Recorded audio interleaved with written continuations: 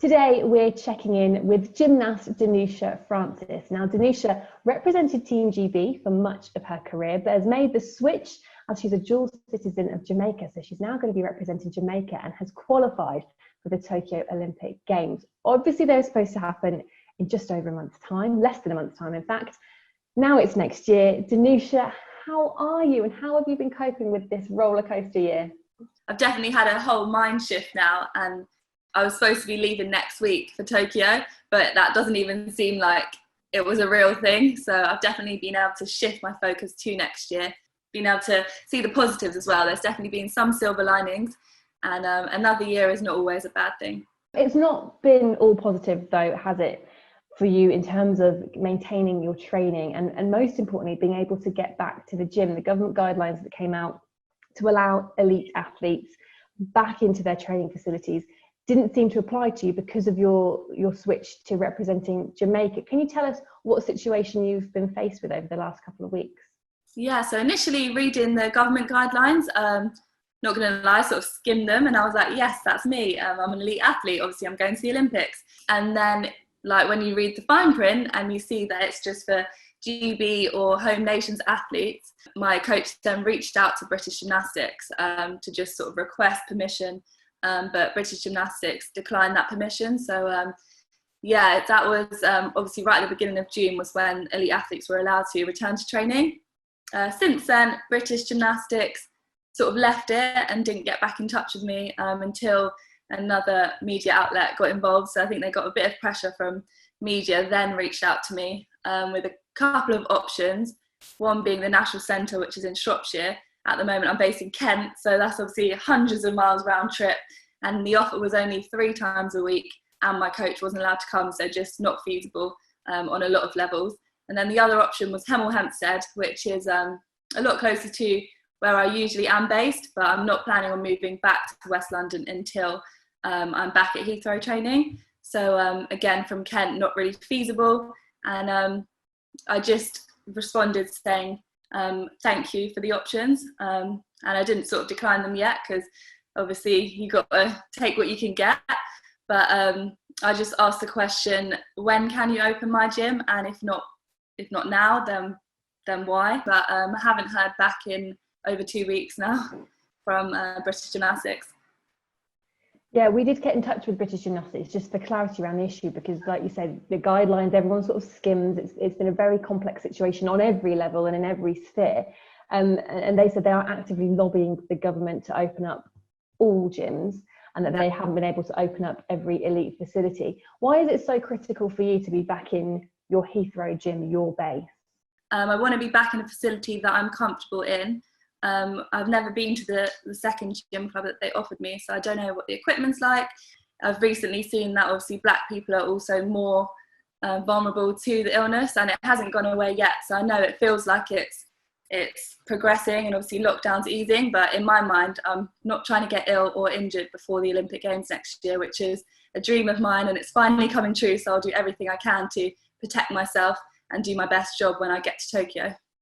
Yeah, fingers crossed that we get some positive news about gymnastics clubs generally, because it's not just for elite athletes as well. They're really important to so many girls and boys around the country and throughout Great Britain. I've got to talk to you as well. Since we spoke to arrange today, there's been a huge number of allegations that have come out against British Gymnastics in terms of the culture for young athletes as they come through and as they reach elite levels, in terms of, bullying, emotional abuse, allegations of weight shaming. It's obviously horrendous that this could have happened. It is going to be looked into. British Gymnastics have said they'll do a full independent review. What was your reaction when you started to hear these stories coming out?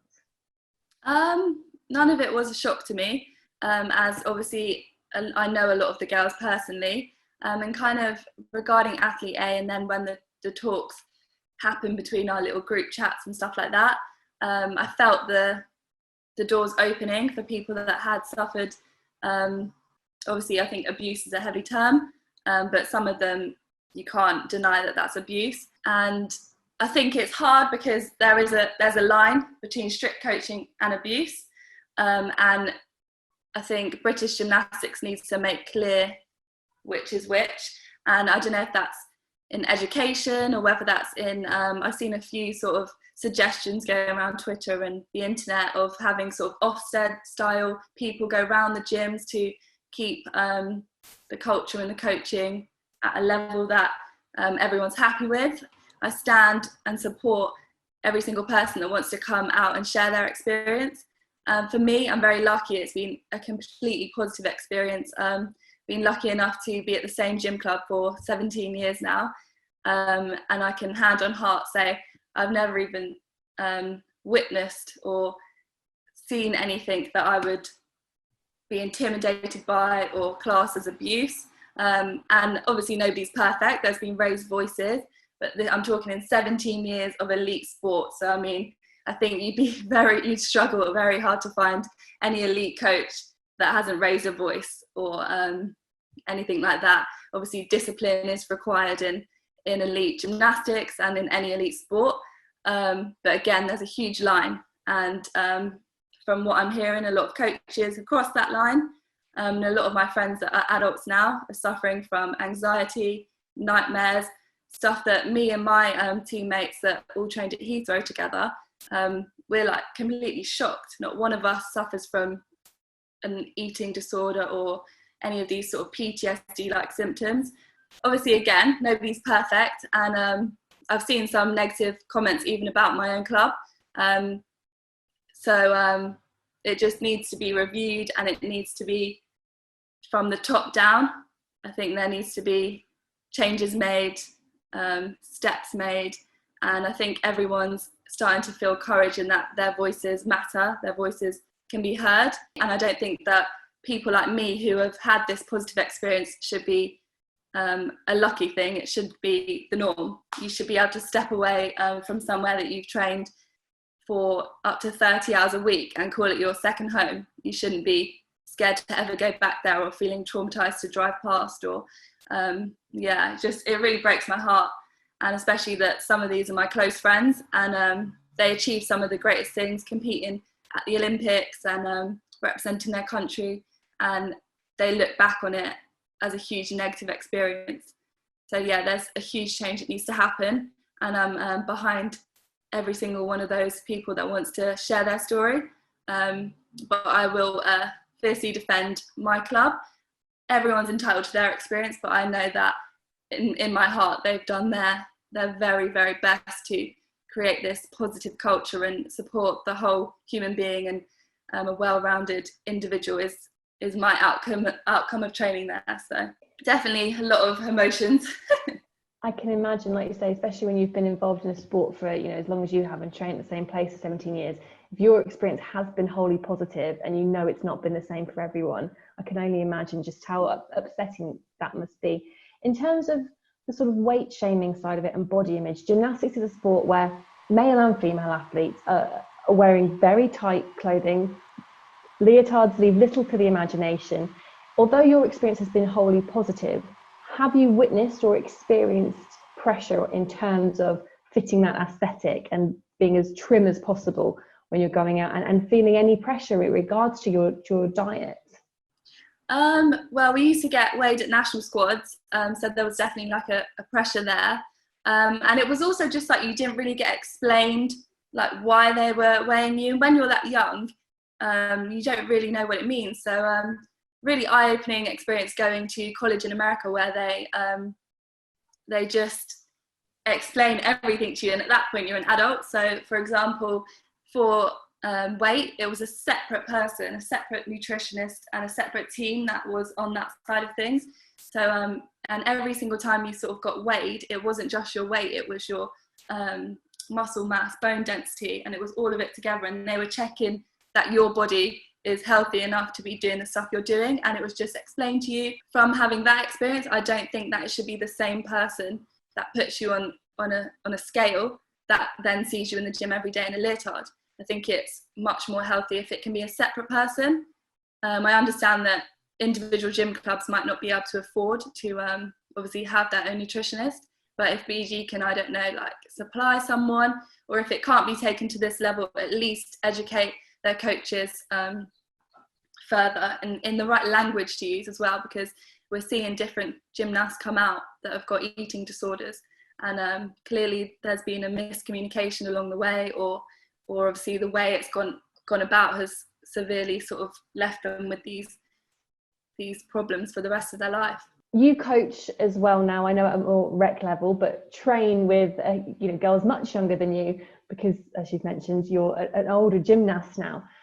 How important is it to you to guide those younger athletes effectively, and what messages do you give to them in terms of looking after their body, feeling body confident and fueling their training in the right way with all that you learned, like you said, with your American experience? Yeah, definitely. First of all, I just think it's valuable to be an adult training with children, in that if they're not ready to say something to a coach, that they can talk to me and then I can pass it on. Obviously, not everyone's going to have someone like me in their gym, but just helping to build that communication and sort of helping to guide them in the right ways to have these conversations. And I'm able to do this. So I think that British Gymnastics should be able to do this as well, in either instilling in, or both athletes and coaches, the right ways to have these sort of conversations and the messages to instill in these gymnasts, so that they can understand that they need to be in a good, healthy body shape, but not to put this pressure on them to be, I don't know, starving themselves. That's obviously the drastic side of the spectrum. But and I just try to sort of tell all the younger girls, first of all, not to compare themselves to others, and second of all, to speak up. And whether that's to me or whether they are feeling confident that they can talk to their coaches, or if it's not the coaches, to their parents, because we're seeing now that a lot of gymnasts weren't even talking to their parents. So just instilling that confidence in them that they'll be heard, they'll be listened to, and there are solutions. It's that openness, isn't it? And that it won't reflect back on them in a detrimental way when it comes to their training. It's so important. Considering your involvement with British Gymnastics in the past, it was your score that helped qualify the women's team for the 2012 Olympic Games. You were reserved for those London Olympics. Do you think, in terms of your current situation in not training, that if you were still a GB athlete as opposed to representing Jamaica, that you might be back in the gym closer to you? Probably. Obviously, they released their initial criteria, which I matched, but the criteria was sort of, you had to have competed at the 18 and 19 Worlds, and there was a few other things on there. And obviously I did compete at both 2018 and 19 Worlds for Jamaica. Obviously, I don't know if I would have made the Great Britain team, but at the past sort of English championships, where I was a guest competitor, I won the balance beam and was third overall. And again, at the British team championships, I was in the top 3. So not to say 100% would have been on the team, but I know I would have sort of been up there in the ranks. And then secondly, now they've allowed more people that didn't match these criteria to start training, because I do think that the government, hopefully I'm not misquoting anyone, but said that governing bodies are free to sort of interpret the rules. I'm not sure. Obviously, that's their decision, but I kind of think I would have been training if I was still representing Great Britain. There's some great UK-based Jamaican gymnasts, yourself, got Reece Beckford as well. What will it mean to you to finally get to Tokyo next year? Because you have made the selection, you are qualified, you know you're going on that plane. What will it mean to represent Jamaica in Tokyo for you? Because I've seen you perform in Jamaica colours and compete in Jamaica colours, and the smile on your face kind of says it all. Thank you. It will mean the absolute world to me. It's just been a childhood dream for so long.